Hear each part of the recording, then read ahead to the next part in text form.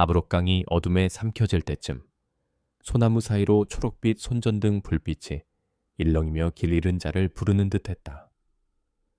리민주는 강가에 서서 자유를 향한 갈망과 처참한 과거로 다시 끌려갈지 모른다는 두려움 사이에서 가슴이 먹먹해졌다.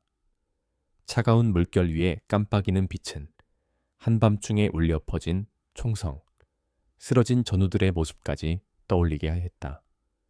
이 짙은 밤을 지나면 정말 희망의 새벽을 맞이할 수 있을까?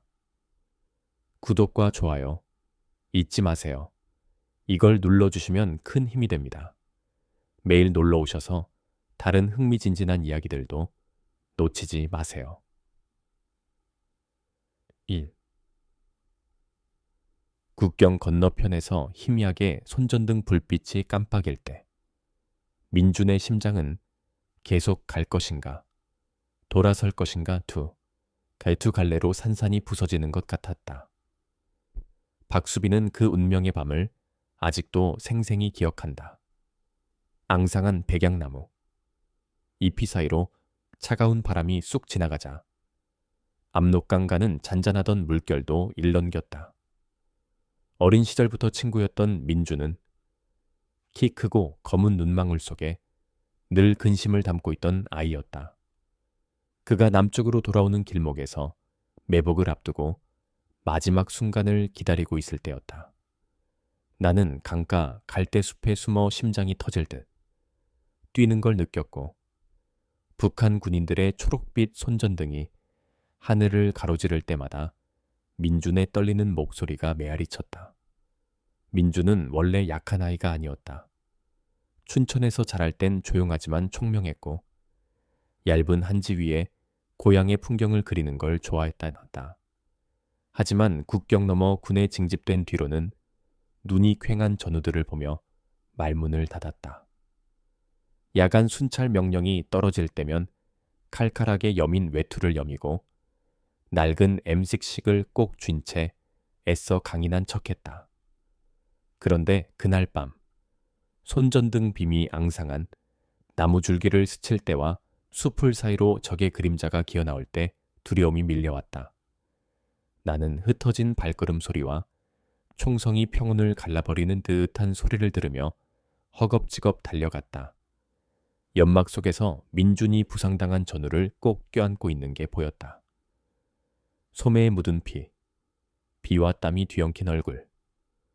눈동자는 간신히 붙잡은 듯 흔들렸다. 그가 떨리는 목소리로 내 이름을 부르며 말했다. 소빈, 살려줘. 한때 청년 병사의 결연함은 사라지고 두려움에 질린 어린아이의 울음이 묻어 있었다. 내가 민준을 숲풀 속으로 끌어당기자야 그는 매복군이 사라진 걸 깨달았다. 우리 둘은 헐떡이며 어두운 하늘에 숨을 삼켰다. 내 손에 쥔 총이 아직 따끈했고 화약 냄새가 코끝을 자극했다. 민준은 어깨를 움켜쥔 채 떨고 있었다. 나는 그의 상처를 확인하며 서둘러 데리고 나가야겠다고 다짐했다. 다시 반짝이는 손전등 불빛은 순찰이 지나갔음을 알렸지만 희망의 빗줄기는 짙은 숲속에선 여전히 희미했다. 몇 킬로미터 떨어진 곳, 군고구마 파는 김 할아버지의 소박한 오두막이 보였다. 나중에 들은 이야기지만 할아버지는 그때 모닥불 곁에 앉아 벽에 울리는 망치 소리를 듣고 살금살금 문을 열었다고 한다. 온몸이 흙투성이인 우리를 보고는 깜짝 놀라며 이 밤중에 무슨 일이냐? 얼른 들어와라. 초소에 들키면 큰일 난다 하셨단다. 모닥불빛이 민준 이마를 비추자 그 붉은 칼자국이 선명히 드러났고 이미 넋이 나간 얼굴은 더욱 초췌해 보였다. 그 후 며칠 동안 나는 민준을 돌봤다. 그는 할아버지네 남은 밥을 먹고 매콤한 김치를 음미하며 고맙다는 듯 고개를 끄덕였다. 군인의 결연함은 온데간데 없고 마치 길 잃은 어린아이처럼 먼 산을 바라봤다. 초소. 순찰병의 나무발 굽소리가 들릴 때마다 모자를 푹 눌러쓰고 잔뜩 움츠렸다. 가끔은 손을 감싸쥔 채 흐느끼며 울먹였다. 그 일 이후로 완전히 달라졌어. 할아버지 눈빛에는 여전히 걱정이 맴돌았다. 전에 민준이는 활달하고 잘 웃는 애였는데 이제는 말도 거의 안 해봐. 그럼에도 그는 몰래 작은 공책에 고향 한옥 지붕 곡선과 황금빛 논밭, 서울로 이어지는 오솔길을 그려두고 있었다.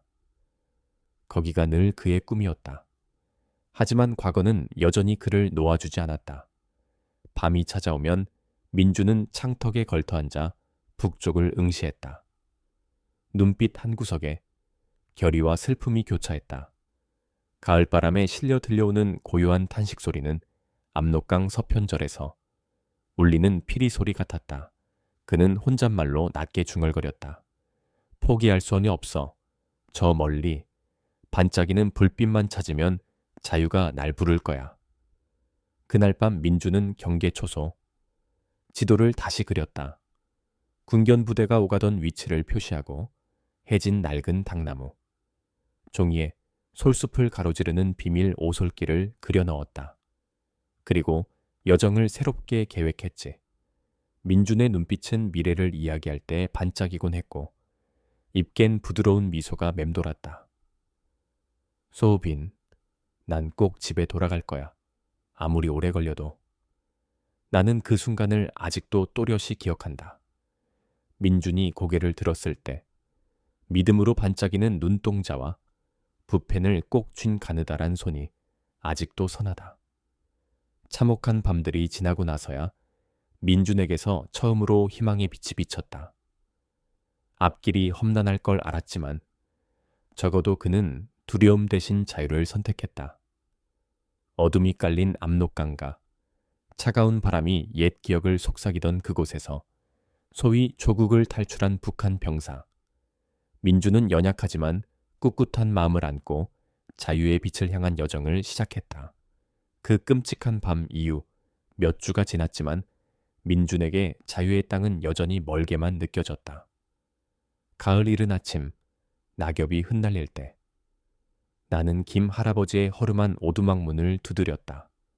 민주는 여전히 돗자리 위에 누워 눈을 꽉 감고 있었다. 상처난 어깨는 딱지가 앉았지만 몸을 돌릴 때마다 마른 뼈 마디가 딱딱 소리를 냈다. 고통이 아직도 떠나지 않았다는 신호였다. 그날 아침 나는 민준에게 김치찌개를 한 그릇 가져다 주었다. 잘 익은 배추 한 조각을 넣은 뜨끈한 국물이 코끝을 찡하게 만들었다. 민주는 눈만 살짝 뜨고 그릇을 바라보다가 나를 보고 고개를 끄덕이며 감사의 뜻을 전했다.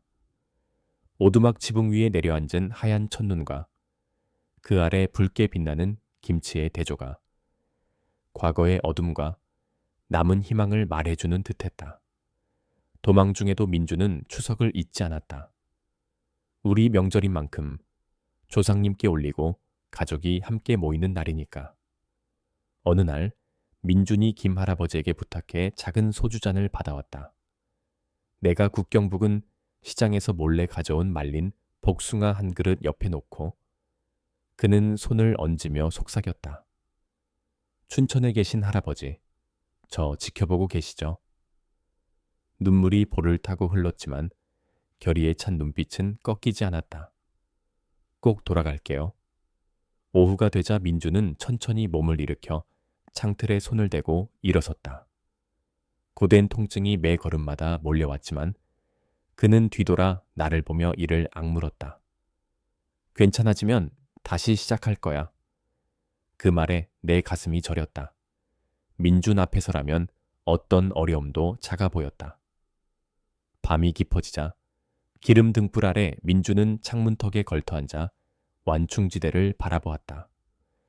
바람이 소립 사이로 휘몰아치며 솔향과 흙내음을 실어날랐다. 그는 낮은 목소리로 중얼거렸지만 나만 들었다. 저 숲속은 여전히 함정투성이지만 여기엔 더 이상 머물 수 없어. 그림일지 노트에 낙서를 묶어둔 밧줄을 두 손으로 꽉 쥐었다. 그 안엔 탈출 경로와 수차례 실패 기록이 빼곡했다. 한밤중 민준이 갑자기 경련하듯 몸을 떨며 눈을 떴다. 공포에 질린 눈으로 집단 돗자리를 긁었다. 마치 악몽을 본 듯했다. 나는 살짝 어깨를 흔들며 속삭였다. 민준아, 꿈 꿨어? 그는 눈을 크게 뜨고 눈시울을 붉히며 머뭇거렸다.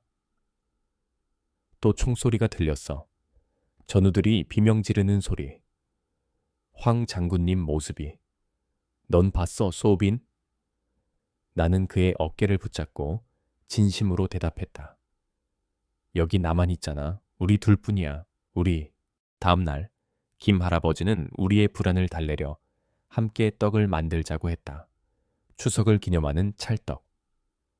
연대와 단합을 상징하는 전통 음식이었다.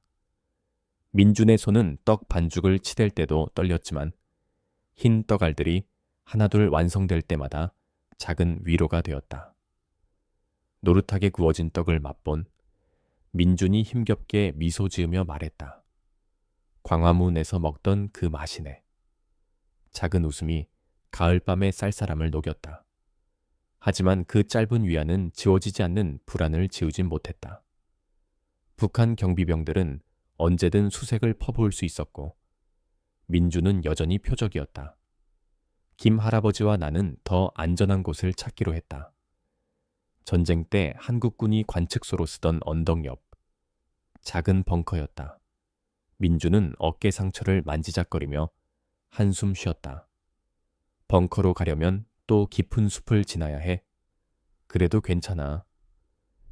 눈빛의 용기가 반짝였지만 내 안에선 작은 두려움이 뾰족한 가시처럼 박혔다. 마침내 거의 모든 짐을 챙긴 우리 셋. 민준, 나, 김 할아버지, 은짙은 밤속을 조용히 떠났다. 초승 달빛만이 우리 그림자를 거칠게 비췄다.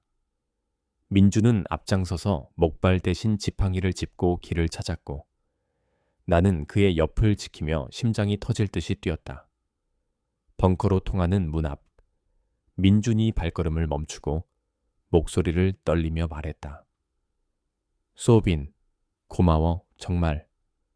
나는 어깨를 토닥이며 답했다. 우린 형제잖아. 가자. 삐걱 열리는 문 안은 캄캄한 어둠뿐이었지만 그 순간 민준의 의지 어린 미소가 먼 등대처럼 빛났다. 그 어둠 속 벙커 안에서 우리 셋은 과거의 고통과 미래의 희망을 꼭 붙잡은 채 손을 맞잡았다.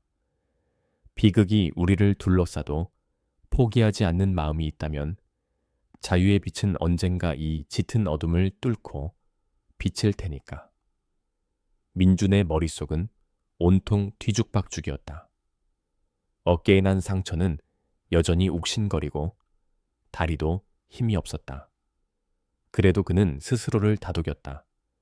계속 가야 해. 자유가 기다리고 있어. 손에는 스케치북과 마른 안주. 몇 개를 꽁꽁 묶어둔 밧줄이 달랑거렸다. 손끝이 싸하게 시린 게 숨을 들이쉴 때마다 등골이 오싹했다. 밤이 깊어질수록 귀를 간지럽히는 벌레 소리는 이 모험의 배경음악 같았다. 바스락거리는 낙엽을 밟을 때마다 정적 속에 불길한 울림이 퍼졌다. 2시간쯤 흘렀을까. 수빈이 비추는 후레쉬 불빛이 길게 번쩍였다. 김 아저씨가 작은 목소리로 말했다. 멈춰. 시커먼 산길 옆, 손만 뻗으면 닿을 듯한 곳이 북쪽 경계였다. 주는 숨이 턱까지 차오르는 걸 느끼며 심장이 쿵쾅쿵쾅 뛰는 걸 겨우 진정시켰다. 눈을 꼭 감았다 떴다. 준비해. 그 순간 뒤쪽에서 낯선 발소리가 들려왔다. 처음엔 삐걱거리는 소리 같더니 점점 가까워졌다. 주는 재빨리 고개를 돌렸다. 눈이 동그래지며 다리가 부들부들 떨렸다. 나무 사이로 누군가 낮게 속삭였다. 저기다. 찰나에 4~5명쯤 돼 보이는 삭발한 녀석들이 울창한 덤불 사이로 달려나왔다. 쇠약해진 수빈의 후레쉬 빛이 흔들리다가 꺼지며 어둠 속에서 검은 그림자들이 춤을 추었다. 우두머리가 나뭇가지를 높이 들어올리며 이마에 땀방울을 털어냈다. 월경하고 싶어? 건빵 전부 내놔. 준의 심장은 말을 잃었다. 칼날이 아직 아물지 않은 상처를 생각하며 무기를 들쏠 수 없는 처지란 걸 알았다. 그럼에도 떨리는 몸을 억지로 세우고 눈가에 맺힌 눈물을 애써 감추며 말했다. 알겠. 가져가세요. 가방을 풀어 건빵 몇 봉지, 라면 스낵 하나, 통조림 고기까지 한꺼번에 내밀었다. 우두머리는 킁하고 냄새를 맡으며 중얼거렸다. 이게 전부냐? 그냥 먹으라고. 그가 나뭇가지를 휘두르며 위협하자 다른 놈이 작은 접이식 칼을 꺼내 더듬거리며 준 배 앞에서 흔들었다. 준은 몸을 잔뜩 웅크리고 후회했다. 차라리 아무것도 안 가져올걸. 바로 그때 수빈의 날카로운 외침이 숲속을 갈랐다. 노하... 후레쉬가 깜빡이며 다시 살아났다. 깜빡깜빡 어둠 속에 빗줄기가 희미하게 비춰졌다. 강도가 수빈을 덮치려다 주춤하는 사이 준은 본능적으로 발을 굴러 소리쳤다. 수빈! 그리고 허공을 세차게 휘둘러 칼을 쥔 놈을 놀라게 해 칼을 놓게 했다 아웃게 했다. 지체할 틈도 없이 수빈과 김아저씨가 나뭇가지와 작은 삽을 휘둘러 다가갔다. 나무 부딪히는 소리, 금속 긁히는 소리가 적막한 숲을 메아리쳤다. 준도 아픈 몸을 이끌고 달려들어 강도 중 하나의 종아리를 발로 걷어찼다. 녀석은 비명을 지르며 푹 쓰러졌다. 숲속 한가운데가 순식간에 아수라장이 되었다. 몇 분이 지났을까? 강도들은 우르르 흩어져 도망쳤다. 바닥에 엎어진 가방 옆엔 몇 봉지 남은 건빵이 흩어져 있었다. 김아저씨는 재빨리 접이식 칼을 집어들고 준을 불렀다. 어서 도망가자. 셋은 헐떡이며 어깨를 부여잡고 이마의 땀과 흙먼지를 털어냈다. 초승달빛이 나무집 사이로 스며들어 준의 창백한 얼굴을 은은하게 비췄다. 하지만 안심하긴 이르다. 몇백 미터쯤 더 나아가자 멀리서 지저대는 궁견 소리가 으르렁거리듯 울려 퍼졌다. 북한 경비병의 군견이었다. 수빈이 뒤돌아 준의 어깨를 꼭 잡으며 말했다. 소나무 숲으로 꺾어야 해. 빨리. 셋은 남은 음식 가방을 움켜쥔 채 숲속으로 숨어들었다. 그 순간 준은 손에 든 칼자루가 나뭇가지를 두드리는 소리를 듣고 앞길을 살폈다.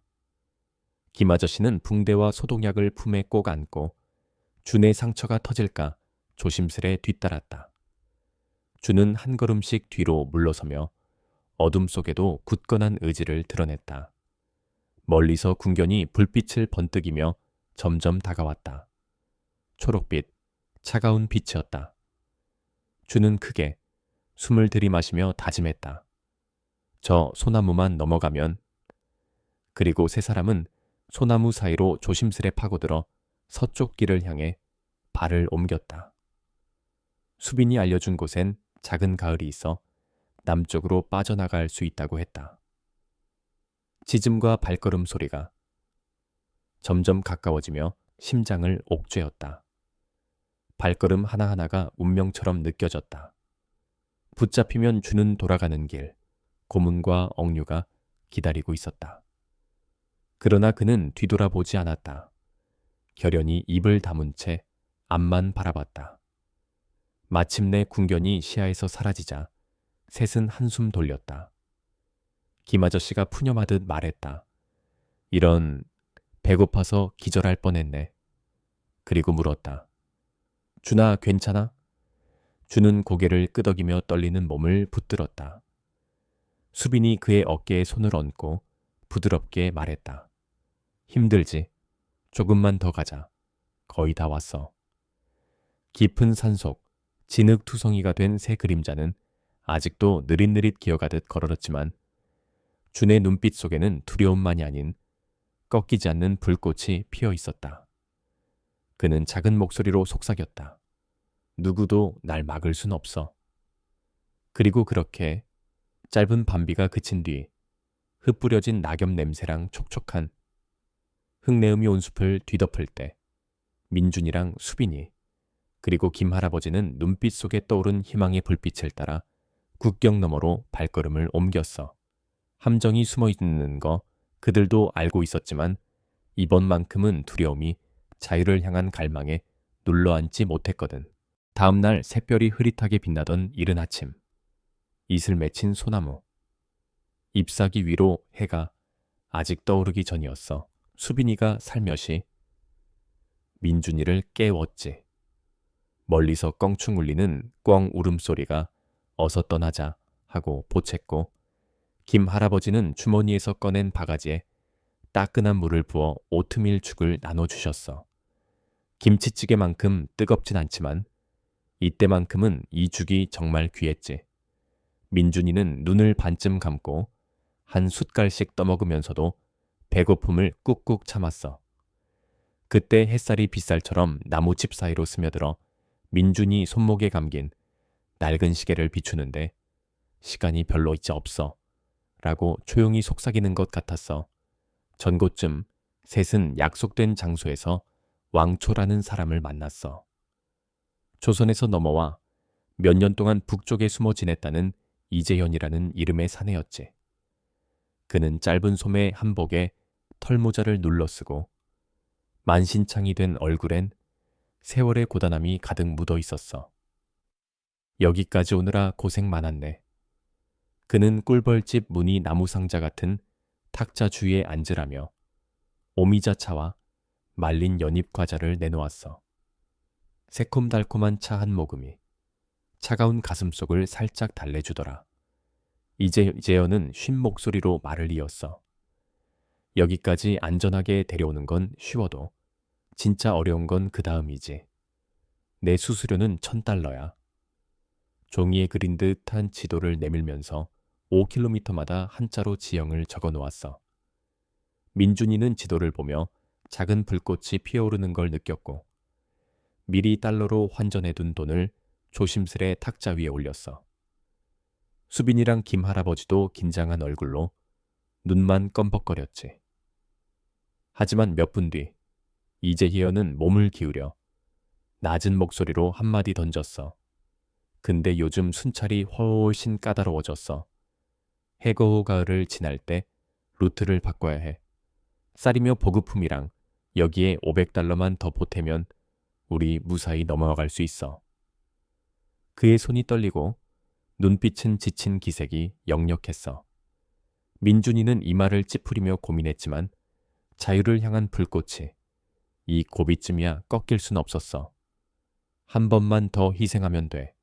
무사히 넘어가는 게 최우선이니까.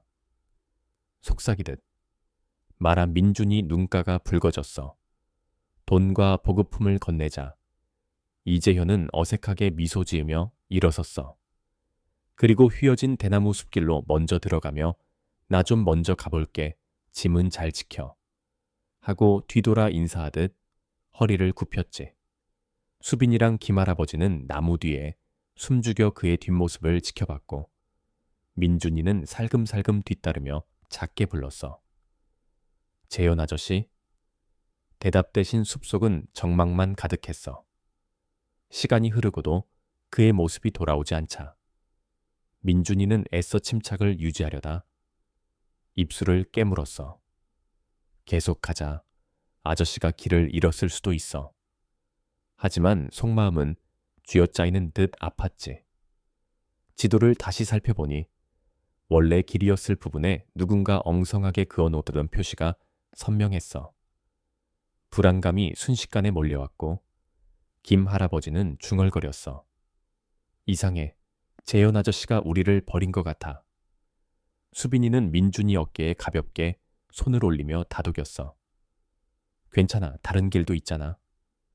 그들은 동쪽으로 방향을 틀었어. 이재현이 말했던 온천 계곡이 있는 쪽이었지. 하지만 가까이 다가가 보니 물이 끓어오르는 소리는커녕 개거품 같은 개구리. 울음만 사방에서 울려 퍼졌어. 검게 고여있는 웅덩이를 바라보며 민준이는 이를 악물고 중얼거렸어. 여기가 아니란 말이지. 김 할아버지는 별도리를 꺼내 방향을 다시 잡았어. 단 한 발짝만 잘못 디디면 적의 손에 잡힐 수도 있었거든. 억새풀이 우거진 숲속으로 발걸음을 옮기던 그때 뒤에서 낮은 목소리가 들렸어. 저놈들 잡아라. 이어서 북쪽 군인이다. 라는 외침이 새벽 공기를 가르고 민준이 가슴은 얼어붙었어. 수빈이는 재빨리 민준이 손을 낚아채 숲속 깊은 곳으로 끌어들였고 두 사람은 숨이 막힐 듯 풀섭에 몸을 파묻었어. 고무신 밑바닥이 낙엽을 밟는 소리가 또각또각 가끔 햇빛이 숲 바닥에 부서지는 걸 느꼈지.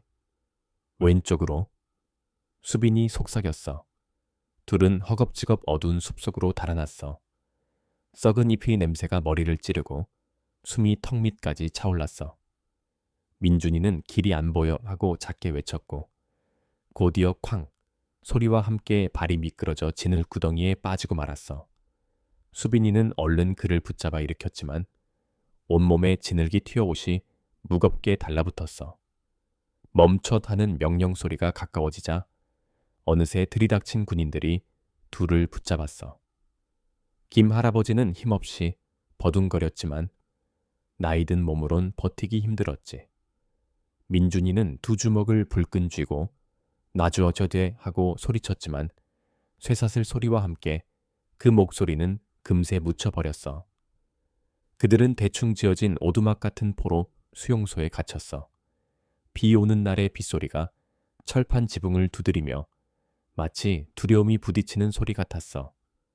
민준이는 구석에 웅크린 채 젖은 종이 죽인 일기장을 꼭 껴안고 있었어. 김 할아버지는 축축한 머리칼 틈으로 깊은 한숨을 내쉬었고 들켰구나. 재현 아저씨가 우릴 팔아먹은 모양이네. 하고 중얼거렸어. 수빈이는 말없이 무릎을 끌어안고 손가락으로 조용히 드럼을 두드렸어. 내가 더 조심했어야 했는데. 그 눈빛엔 후회와 슬픔이 가득했어. 민준이는 친구를 돌아보며 조용히 말했어. 내 잘못 아니야. 넌 최선을 다했어. 그 말에 수빈이는 눈을 들어 민준이를 바라봤고 둘 사이에 말로 다 못할 깊은 서글픔이 고였어. 빗방울이 지붕 위를 두드리고 바람이 지붕 위를 스치던 그 순간 세 사람이 고요히 고개를 맞댄다. 자유에 대한 갈망을 품은 청년 민준, 그의 친구이자 수행자, 수빈, 그리고 순박한 농부, 김 할아버지. 말 한마디 하기에도 서로의 상처와 실망이 너무 커서 잠시 침묵이 흐른다. 이곳에서 가장 거센 폭풍은 외부의 비바람이 아니라 배신당한 아픔과 짓밟힌 인간애였다. 하지만 민준의 눈빛 한가운데 여전히 가냘픈 희망의 불꽃이 반짝인다. 민준은 낮은 목소리로 속삭인다. 여기에 갇혀 있어도 마음만 꺾이지 않는다면 반드시 길을 찾을 수 있어. 그 말은 썰렁한 우리 안에 빗소리와 어우러진 한편의 서사시처럼 울려 퍼진다. 이 작은 불씨가 그들의 의지를 지탱해 주리라는 것을 그들 스스로도 알았다. 이튿날 새벽, 이슬이 채 마르지 않은 공기 속에서 민주는 눈을 감고 지붕 위로 뚝뚝 떨어지는 물방울 소리에 귀 기울인다. 어젯밤 우리 안의 답답함은 아직 채 가시지 않았지만 그의 가슴 속엔 이미 탈출의 희망이 피어오르고 있었다. 수빈이 회상한다. 그날 아침 민준이 우리 벽돌 난간에 걸터앉아 낡은 종이 노트를 꼭 껴안고 있더라. 흩어진 머리칼엔 땀방울과 빗물이 뒤섞여 있었고 눈빛은 더는 멍하니 있지 않고 단단한 결의로 빛나고 있었어. 속삭이듯 혼잣말을 하던 게 아직도 기억나. 단서만 있으면. 민준의 손끝엔 종이에 그려진 우리 구조도, 작은 창문의 위치, 빗물이 흘러드는 길목, 그리고 우리 밖으로 이어진 오솔길이 선명했다. 한자 한자, 밤새 손으로 그린 지도가 그의 자유를 향한 의지였다. 민주는 조용히 미소 지으며 중얼거렸다. 우리도 이 지도를 손에 쥐고 있어. 아무도 눈치채지 못하게 민주는 경비병에게 세면대를 빌려달라 부탁했다. 병사들이 대나무 양동이에 물을 담는 사이 민주는 살포시 그릇을 내려놓고 나무 조각으로 껍질을 벗겨 만든 날카로운 조각을 숨겼다. 손이 떨렸지만 그는 침대 프레임 뒤쪽의 나무를 살짝 갉았다. 삐걱거리는 소리가 우리 안에 작은 의문부호를 띄웠다. 자물쇠를 따낼 수 있을까? 수비는 무심코 바닥에 떨어진 빵. 부스러기를 줍다가 그 장면을 목격했다. 뭘 하는 거야? 수빈이 다정히 물었다. 민주는 고개를 저으며 속삭였다. 방법을 찾아보고 있어. 그의 눈엔 여전히 불꽃이 살아있었다. 이걸 봐. 그는 얇은 붕대를 살짝 걷어 떠올려 녹슨 경첩에 작은 나사를 드러냈다. 이거 풀어서 구멍을 만들 수 있어. 그때 김 할아버지가 느릿느릿 우리 안으로 다가왔다. 탈출길은 험난할 거다. 할아버지의 목소리는 깊었지만 부드러웠다. 마음만 꺾이지 않으면 돼. 민준이 할아버지의 어깨에 손을 얹으며 대답했다. 셋은 작전을 나눴다. 수비는 경비병을 눈속임에 근무교대를 알아내기로, 김 할아버지는 돼지우리 옆에서 마른 집과 작은 삽을 몰래 모아 불씨를 준비하기로, 그리고 민주는 간신히 나처럼 가꾼 금속 조각으로 창문 자물쇠를 뜯기로 했다. 전고쯤 경비병이 점심 휴식을 위해 한눈 파는 사이 수비는 웃으며 말을 걸었다. 오늘 저녁에 우리 교대는 누가 올까요? 호기심이 발동한 경비병은 잠시 머뭇거리다. 정보를 흘렸다. 오늘 밤 두 번째 순찰병이 교체된다네. 간호사가 새병에게 물동이를 넘겨주는 법을 알려줬다더군. 수비는 눈치껏 자세를 낮추고 그 모든 사실을 기록했다. 해질 무렵이면 김 할아버지가 우리로 집단을 밀어 넣었다. 작은 삽과 세면대 그릇도 함께였다. 닭 우는 소리가 고요한 황혼에 묻힐 무렵 민주는 기회를 잡았다. 금속 조각을 틈에 밀어넣고 부드럽게 돌려 구식 자물쇠를 풀었다. 창문 사이로 스며드는 빗줄기는 마치 그물망을 뚫고 날아가는 나비처럼 반짝였다. 바깥바람이 창틈을 스치며 김 할아버지 밭의 무록잠 향기를 실어왔다. 민주는 깊이 숨을 들이마시고는 입술을 굳게 다물었다. 조심스럽게 몸을 틀어 작은 창틈으로 빠져나왔다. 수빈과 할아버지는 어둠 속에서 이미 대기 중이었다. 그들이 촉촉한 땅에 발을 디딜 때 손잡이를 비틀며 나는 딱 소리가 자유의 시작을 알렸다. 하지만 그 순간 막루에서 번쩍이는 손전등 빛과 함께 냉정한 목소리가 울렸다. 거기 누구야? 멈춰라. 민주는 재빨리 앞으로 나아가며 숨을 고르기 시작했다. 경비병들의 발소리가 뒤에서 쫓아왔지만 김 할아버지가 휘둘러 던진 집단이 옆 우리의 불씨를 살짝 지폈다. 굵어진 연기에 놀란 병사들이 불을 끌어 달려갔고 수비는 민준의 손목을 잡아 어두운 대나무 숲으로 그를 이끌었다. 고무신이 바스락대는 소리가 멀어져 갔고 개 짖는 소리가 허공에 메아리 쳤다. 깊은 밤의 숲속. 세 사람은 깜깜한 어둠 속을 헤치며 앞만 보고 걸었다. 눈에는 빛나는 믿음이 어려 있었다. 민주는 다시 속삭였다. 이 길만 건너면, 한참을 넘어 숲을 빠져나왔을 때 졸졸 흐르는 물소리가 들렸다. 달빛 아래 은빛 물결을 일으키는 작고 투명한 해거 에이하이 주. 시내가 눈앞에 나타났다. 민주는 신발을 벗어 강가에 두 발을 담갔다. 얼얼한 차가움이 가슴속에 묶인 족쇄마저 풀어주는 듯 했다. 자유가 코앞이야. 그러나 저 멀리서 기계음이 들려왔다. 바람결을 타고 다가오는 것은 붉게 빛바랜 작은 목선 한 척. 수비는 숨을 죽이며 속삭였다. 저건 김 할아버지 형님의 배야.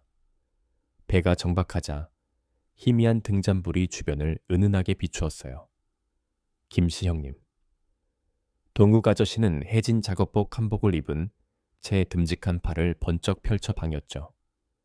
얼른 아저씨가 외쳤어요. 민주는 손에 쥔 도면을 들어 흔들며 대답했어요. 딱 이곳이야. 그들은 배에 올라탔고 동국 아저씨가 시동을 걸었어요. 배는 물살을 가르며 북쪽으로 달려갔죠.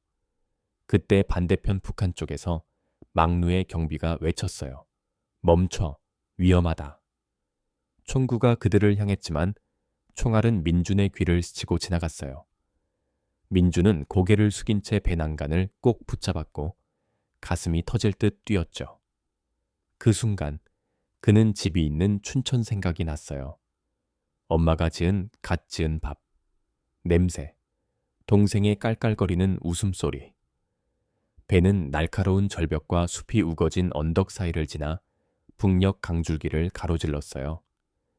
달빛이 솔가지 사이로 내려와 가을 위에 반짝이는 은빛 띠를 그렸죠. 수비는 안도의 한숨을 내쉬며 중얼거렸어요. 구했어, 우리 살아났어. 김씨 할아버지는 조용히 미소 지으며 눈가가 촉촉해졌어요. 하늘에 감사하구나. 한편 민주는 말없이 눈가를 훔쳤어요. 머릿속에서는 되뇌었죠. 해냈어. 두려움에 지지 않았어. 심장이 기계음 맥박과 함께 벅차올랐어요. 배가 드디어 남한 강간에 닿았을 때 임진강 두근 밤의 고요 속에 잠겨 있었어요. 민준이 발을 디디자 몸은 피곤해 절었지만 다리는 떨렸죠. 수빈과 김씨 할아버지가 곁에서 부축했어요. 동국 아저씨는 조심스레 민준의 손발에 물을 끼얹어주며 혈액순환을 도왔어요. 민준은 고개를 들었어요. 멀리 반짝이는 마을 불빛, 새로 포장된 길, 자동차 행렬, 치즈 가게 간판들, 희망으로 가득 찬 눈빛이었어요. 눈을 감고 깊이 숨을 들이쉬며 속삭였죠. 드디어 집에 왔어. 그 순간 풀밭에서 귀뚜라미 울음소리, 한여름 제스민 꽃향기, 멀리서 들려오는 배 엔진 소리가 자유를 환영하는 노래처럼 어우러졌어요. 민주는 환하게 웃었어요. 예전 불안한 도망자였던 모습은 온데간데 없었죠. 이곳에서 그는 고통과 열망을 가슴에 품고 꺼지지 않을 믿음을 안고 새로운 삶을 써 내려갈 거예요.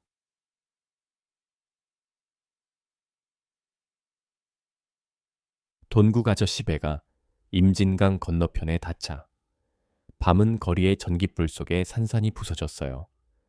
자동차 엔진 굉음, 경쾌한 발걸음 소리가 자유의 땅을 알렸죠. 박수빈은 여전히 꽉 잡은 민준의 손을 놓지 않았어요. 그들은 낯선 집으로 향했지만 그곳은 마치 오래된 고향처럼 느껴졌어요. 안으로 들어서니 돈국 아저씨 어머니께서 김이 모락모락 나는 떡국 한 그릇을 준비해 놓으셨네요. 설날 아침에 먹는 그 떡국이 오늘은 돌아온 자식을 환영하는 음식이 되었어요. 민주는 천천히 의자에 앉았어요. 어깨 근처엔 옛 상처가 욱신거렸고 눈은 아직도 희미했죠. 부엌 가득 퍼진 달고 고소한 국물 냄새, 쫀득쫀득 떡살 내는 식감, 송송 썬 파 향이 코끝을 간지렸어요. 동국 아저씨가 숟가락에 떡국을 떠 민준 입에 넣어주었어요. 첫 술을 넘길 때 고통 대신 따스함이 목을 타고 내려왔죠. 수빈이 다정히 속삭였어요. 이제 정말 집에 가는 거야. 민준의 눈빛이 다시 빛났어요. 아무 말 없이 고개를 끄덕였지만 입술이 떨렸죠. 사람 많은 자리에서 울 수는 없었으니까요. 눈물이 조용히 흘러내려 떡국 김처럼 따뜻하게 스며들었어요.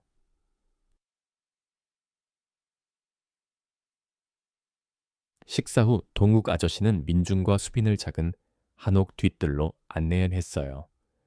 낡은 기와집 앞엔 이끼 낀 돌마당, 삐걱거리는 나무 대문, 세기발엔 종이 부채가 걸려 있었죠.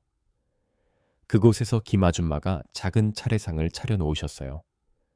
달콤한 송편, 기난 열매, 잘 익은 홍시, 새콤한 자두가 정갈하게 놓여 있었어요.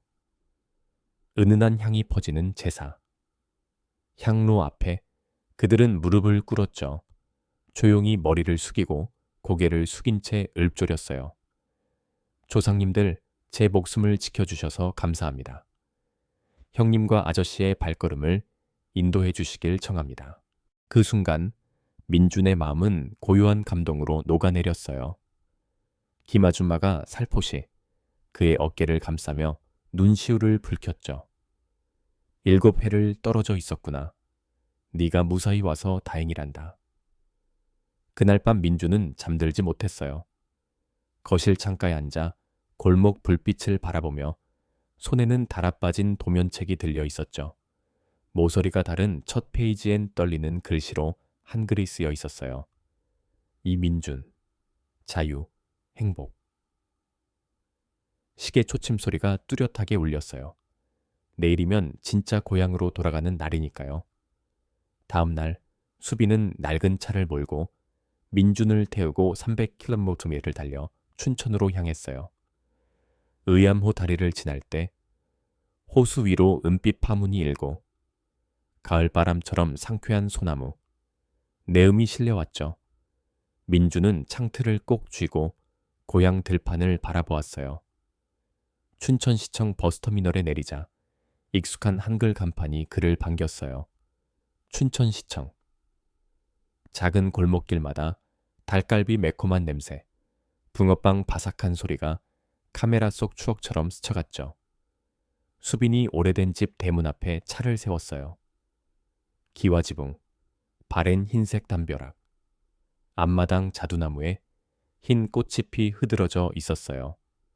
문이 천천히 열리자 민준의 어머니, 61세 김은자 할머니가 반쯤 들어서 계셨죠. 작고 앳된 체구, 하얀 머리를 높이 틀어올린 채 문틀에 기대서서 떨리는 목소리로 물으셨어요. 민준아, 무사했니? 민준은 말없이 뛰어가 두 팔을 벌려 엄마에게 안겼어요. 먼지 묻은 머리칼이 엄마 어깨에 부드럽게 내려앉고 주름진 얼굴에 흘러내리는 두 줄기 눈물이 따뜻하게 스며들었죠. 할머니는 민준에게 두툼한 니트 자켓을 쥐어주셨어요. 춥지 않니? 돌아왔구나. 집에 왔구나. 그녀는 민준을 부드럽게 집 안으로 이끌었어요. 식탁 위엔 미역국 한 그릇이 준비되어 있었죠. 출산 후 먹는 미역국이지만 이 가족은 이렇게 긴 이별 뒤 안전을 비는 의미로 늘 미역국을 차려요. 민주는 국물을 한 숟가락 떠 넣었어요. 짭조름한 바다향이 가슴 깊이 스며들며 감회가 묵직히 올라왔죠. 어느 오후 14살인 내 여동생 이수연이 방으로 달려들어와서는 낙서처럼 대충 그린 단풍잎 한 장을 내밀었어. 그 그림에는 강 건너편에서 손을 꼭 잡고 서 있는 우리 모습이 담겨 있었지. 수연이는 울먹이며 떨리는 목소리로 말했어. 오빠, 약속했잖아. 돌아온다고. 많이 보고 싶었어. 나는 그녀를 꼭 안아주며 다짐했어. 이제 절대 널 떠나지 않을게. 그게 수년간 혼자 참아왔던 외로움을 숨기고 나서 처음으로 관노베리간 법으로 서로 건넨 약속이었어. 하지만 내가 떠났던 그곳으로 돌아온다고 해서 모든 게 평온해진 건 아니었어. 이웃들은 수군거리기 일쑤였고 어떤 분은 걱정스러운 얼굴로 물었어. 민준아, 너 저쪽에 있다 왔다며? 조사라도 받는 거 아니니? 또 일부는 내 북쪽 사투리를 듣고는 얼른 피하기도 했지. 나는 억지로 미소를 지으며 고개 숙여 정중히 답했어. 아저씨, 저는 그저 조용히 잘 지내고 싶을 뿐이에요. 어머니는 눈가를 훔치며 내 손을 꼭 잡았어. 그래도 이 엄마는 네 편이야. 무슨 일이 있어도 널 지지할 거란다. 그리고는 거실에 걸린 가족 사진이 있는 벽 앞으로 이끌었어. 아버지는 내가 어릴 때 일찍 돌아가셨는데 마을 축제에서 북채를 든 모습이 사진에 남아 있었지. 어린 내가 아버지 옆에 서서 눈을 반짝이고 있던 그 모습이 아직도 선명해. 그 사진을 바라보는데 다시는 만날 수 없는 아버지에 대한 그리움이 가슴 깊이 밀려왔어. 그날 밤 우리는 모닥불처럼 달아오른 숯불 옆에 둘러앉아 송편을 빚었어. 검은 깨랑 팥소를 조심스레 채워 넣고 새하얀 쌀가루를 동글동글 빚은 뒤 소립 위에 올렸지. 소립 향이 코끝에 스며들고 불빛에 비친 수연이 얼굴은 눈부시게 빛났어. 수연이가 물었어. 오빠, 저쪽 전쟁 이야기 좀 해줘. 나는 조용히 고개를 저으며 답했어. 미안, 난 차마 떠올리고 싶지가 않아. 바로 그때 박수빈이 들어와 내 손을 잡아주었어. 넌 혼자가 아니야. 내가 여기 있잖아. 나는 수빈이를 보며 진심 어린 고마움을 전했어. 고마워. 네가 있어서 다행이야. 수빈이는 다정하게 웃으며 말했어. 우리 예전 그대로야. 춘천에서의 마지막 밤. 나는 엄마 아빠랑 예전에도 조를 띄워 소원을 빌던 의암호로 향했어. 이번엔 내가 직접 만든 한지. 소원등을 물 위에 띄웠지. 등 안에는 자유라는 두 글자가 쓰여 있었어. 작은 불빛이 달빛 아래 부드럽게 흔들리며 멀어져 갔어. 나는 속삭였어. 이제 나를 되찾았어. 다음 날 서울로 돌아가는 버스에 오르기 전 나는 뒤돌아 집기와 지붕을 멀리 보이는 솔숲을 은빛으로 반짝이는 호수를 눈에 담았어. 그리고 소매를 걷어올려 예전에 쓰던 스케치북을 꺼내 높이 들어 보이며 말했지. 난 집에 돌아왔지만 이야기는 이제부터 시작이야. 그렇게 수많은 풍파와 배신, 상실을 견디며 민주는 굳센 의지와 변치 않는 우정, 그리고 가족의 사랑으로 이 모든 걸 이겨냈 어디골에서 한때 멀리서 희미하게 빛나던 그 불빛은 이제 희망으로 반짝이며 한국 땅 위에 환히 빛나고 있어. 그의 맑은 눈동자엔 더 이상 아픈 과거의 그림자가 이제 없고 오직 아름다운 삶을 향한 갈망과 세상에 대한 믿음만이 남아있어. 이 이야기가 마음에 들었다면 꼭 구독과 좋아요, 그리고 친구들과 공유해줘. 여러분 덕분에 더 좋은 이야기, 뜻깊은 콘텐츠를 계속 만들어갈 수 있거든. 감사합니다. 함께 해주셔서. 아래 댓글로 여러분의 생각도 들려주세요.